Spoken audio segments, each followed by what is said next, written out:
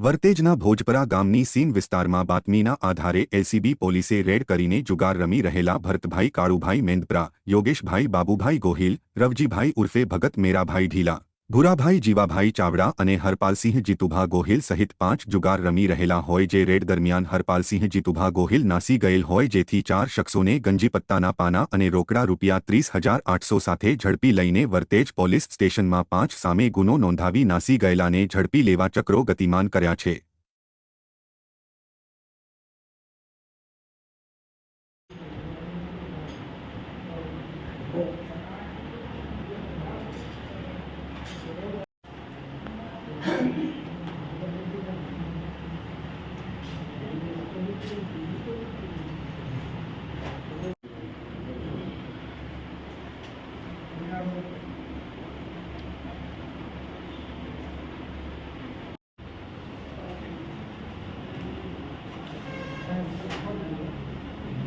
Good.